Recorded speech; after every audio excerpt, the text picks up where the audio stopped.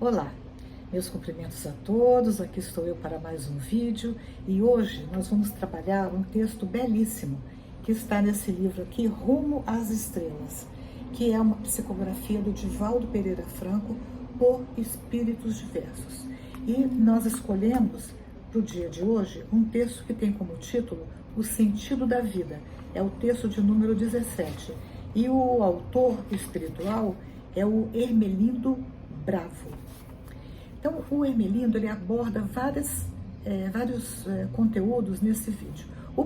No primeiro deles, ele faz um apanhado geral das várias visões de mundo. Então, ele fala assim, para os hedonistas, e quem são os hedonistas? São aqueles que buscam o incessante alcance dos prazeres da vida. É a visão do hedonismo. A vida, continua, a vida inteligente é um hino de exaltação ao prazer, a beleza exigindo do homem aproveitar-se de tudo, até o esgotamento das forças, e é então quando viver perde o sentido real. Então aqui ele já dá uma cutucada na gente, ó, viver buscando prazer do tempo todo não é o sentido real da vida. O sentido real da vida é outro. Ele vai abordar isso lá na frente. Aí ele vai falar da visão do sentido da vida para os estoicos. E quem são os estoicos? É aqueles que aderem à escola do estoicismo e que nessa escola ela é oposta ao hedonismo. Ela busca o autoconhecimento e a experimentar a felicidade, que a verdadeira felicidade está no afastamento das paixões.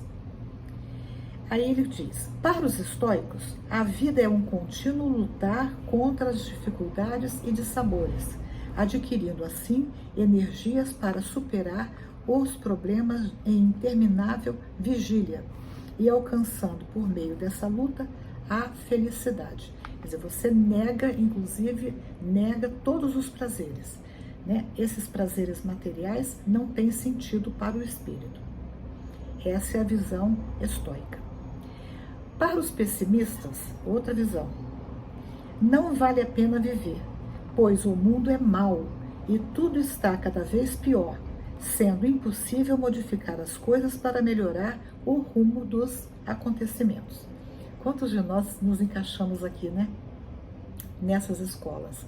É bom que a gente vá ouvindo e vai pensando, poxa, eu pertenço à escola dos hedonistas, ou dos pessimistas, ou dos estoicos. Aonde que eu me encaixo? Porque isso é autoconhecimento e é muito, muito bom que eu adquira essa percepção. Aí ele vai falar agora de outra escola, que é a dos idealistas. A vida é um esforço que se empreende para alcançar os objetivos que os anima, como fator decisivo para a plena realização. Inumeráveis religiosos pertencentes às múltiplas escolas de fé, no cristianismo e em outras doutrinas, afirmam que é necessário negar o mundo e até odiar o mundo, fugindo às vezes da sua maldade e tentações para conseguir a paz interior na terra, a salvação depois da morte. São posições filosóficas antagônicas e destituídas de uma finalidade edificante, porque estão fundamentadas em conceitos de eficácia não comprovada para a felicidade humana. Então, o que ele está dizendo aqui?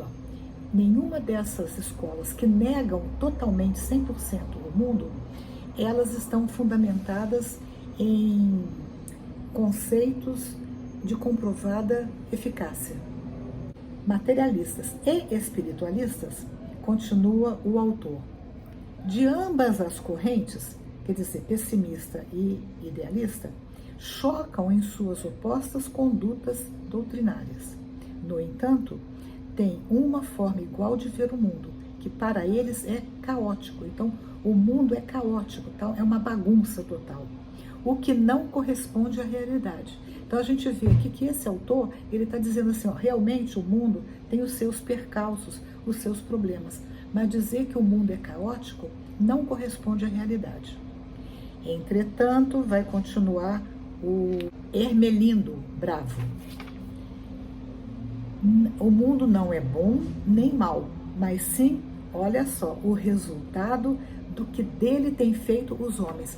Quer dizer, se o mundo está do jeito que está, a culpa não é do mundo. A raiz desse problema que a gente vive é nossa, é de cada um de nós. Como que nós estamos nos comportando? E ele continua, a beleza e maldade em toda parte, de acordo com a capacidade e estado interior de quem observa as manifestações. E é uma coisa interessante, né? Porque eu tenho observado assim, nós vamos conversando com as pessoas e a gente olha as mesmas coisas. Uns olham com o olhar da recriminação total, não acredita em nada. Outro olha o mundo com uma ideia assim, não, vai melhorar.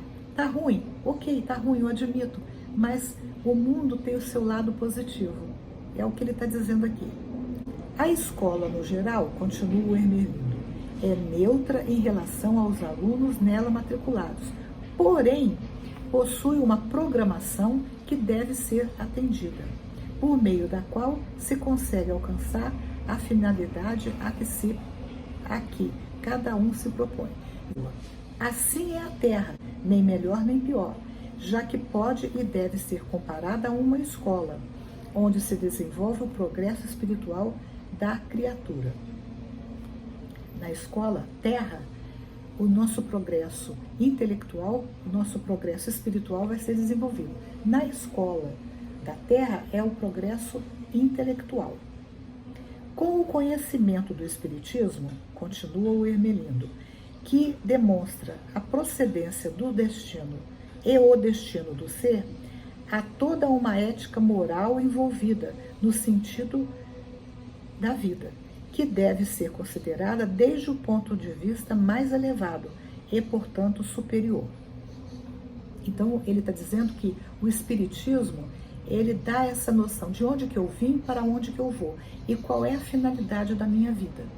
Por isso, quando eu entendo que eu não caí aqui de paraquedas, que eu sou um espírito imortal e que eu tenho uma finalidade a cumprir, eu vou encarar a vida de uma forma diferente. Eu não vou malbaratar os talentos que eu recebi. E ele continua dizendo assim, dessa forma, o homem deixa de ser um marionete. Quer dizer, o marionete é aquele que é manobrado ao bem prazer dos outros, né? Sem valor nas mãos do destino. Então, eu vou para cá, eu vou para lá, o destino está me mandando para um lado, está me mandando para o outro, mas ele diz, nós não somos marionetes, nós temos livre-arbítrio, nós podemos escolher para onde que eu vou, para transformar-se em um ser atuante, com definidos compromissos que o alcançam até chegar ao último ponto do seu processo evolutivo. Então, enquanto eu estou encarnando ou reencarnando, eu vou fazer as minhas escolhas. Cabe a mim, como espírito imortal, fazer as minhas escolhas. Agora, as minhas escolhas vão ser feitas com base em quê? Com base no que eu me entendo como espírito. Para onde eu quero ir? Eu sei que eu sou um espírito em processo evolutivo, então eu vou fazer escolhas que me levam para essa meta. Eu não vou fazer escolhas que me diminuam, típicas de seres animalizados, vamos assim dizer. A dor já não é uma punição arbitrária e caprichosa da divindade, mas o resultado da sua própria escolha. Então eu vou ver a dor, as dificuldades que eu passo é a dor, né? Que pode ser física, pode ser moral, pode ser emocional, é uma dor. Mas essa dor já não é entendida por mim como uma punição arbitrária, quer dizer, Deus está me fazendo sofrer porque Ele é um juiz malvado. Não. E caprichoso, né? Antes, mas o resultado da sua própria escolha. Quer dizer, tudo que eu sofro nessa vida é resultado do que eu plantei lá no passado.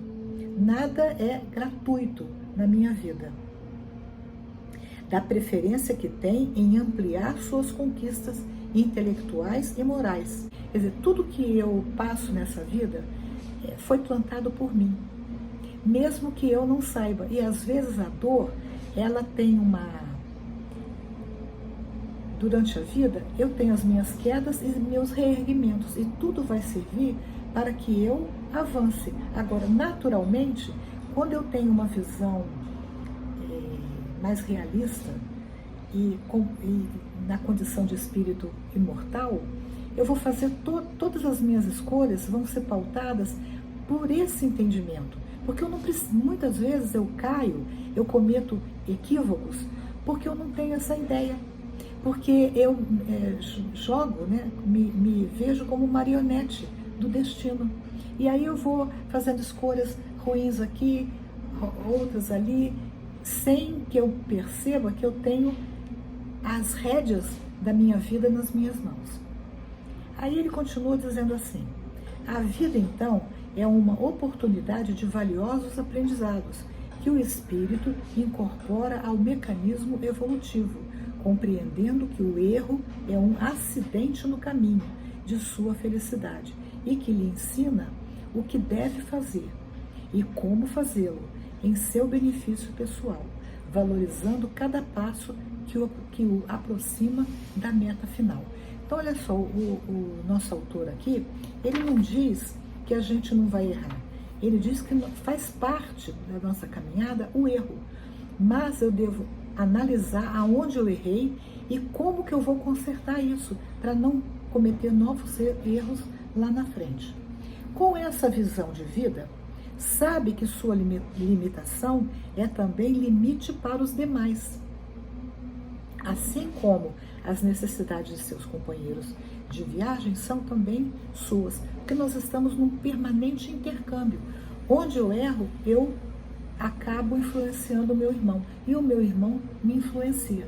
Por isso que eu preciso me entender e entender a vida como esse processo de solidariedade. E aí vai ficar mais fácil para mim procurar me melhorar e me reeducar, e ao fazer isso eu reeduco também o meu irmão de caminhada. Isto o impulsiona a viver em verdadeira fraternidade, que é o sentimento de união e concórdia que deve prevalecer entre os indivíduos. Pode-se medir o processo da evolução sociocultural e ética de um povo por meio da fraternidade. Olha que interessante, é por meio da fraternidade, ou seja, daquele sentimento em que eu vejo no meu companheiro de jornada um irmão. Por meio da fraternidade existente entre seus membros. Quer dizer, eu não vou ver o meu companheiro de jornada como um inimigo, ele é meu irmão, ainda que nem sempre eu pense como ele ou ele como eu, mas ele é meu irmão. Por quê? Porque nós somos todos filhos do mesmo Pai, que é Deus. Essa fraternidade permite a ajuda mútua. Quer dizer, eu ajudo ele e ele me ajuda, mediante a solidariedade que impede a presença da miséria em seus múltiplos matizes, expulsando assim a ignorância e o crime de suas comunidades. A vida, através da visão otimista do Espiritismo, adquire a dignidade que merece, inspirando amor por ela, seja por meio do mesmo amor a todas as coisas que a constituem e representam, seja porque somente dessa forma merece ser aproveitada em benefício de todos. Então aqui ele está chamando aqui, não vai viver uma vida egoísta, não vai se isolar, porque a gente é no contato, é no convívio com o outro que eu cresço e propicio o crescimento do outro. Continua o Hermelino: tudo quanto se faz pela vida, esta o devolve exatamente igual. Olha só, então se eu vivo uma vida egoísta, eu vou receber o egoísmo de volta.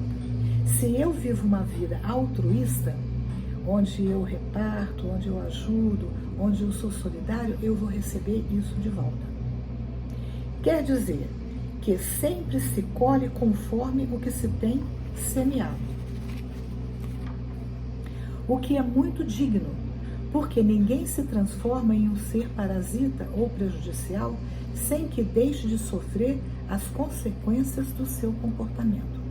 Então, olha só, nenhum de nós se torna um ser inútil, é o parasita, né? Sem que isso decorra das minhas escolhas. A ascensão, quer dizer, a subida moral, cultural e espiritual é um desafio ao alcance de todos. Então, todos nós podemos crescer, especialmente daqueles que valorizam as oportunidades que se lhes apresentam no cotidiano, propiciando-lhes a libertação das penas que predominam nas etapas mais baixas do processo evolutivo do ser. A consciência espírita brinda ao homem responsabilidades morais que lhe propiciam a elevação dos sentimentos, o culto dos deveres e a tranquilidade pessoal. Natural, né, gente? Porque quando eu cumpro com o meu papel, a minha consciência vai estar livre, não vai pesar tanto, e eu vou então adquirir essa tranquilidade pessoal. O sentido da vida, e aqui já é o último parágrafo, é aproximar a criatura ao seu Criador, por meio do bem que se encontra presente em todos, como semente divina que aguarda o sol do amor para germinar e crescer, até alcançar a plenitude a que está destinada. E a vida é assim. E se nós queremos ter paz, tranquilidade, receber o amor de volta e a consideração dos meus irmãos de caminhada, eu tenho que fazer essas opções na vida. Gostaram desse vídeo? Se gostaram, dê um joinha, compartilhem, comentem. E até o próximo vídeo, se Deus quiser.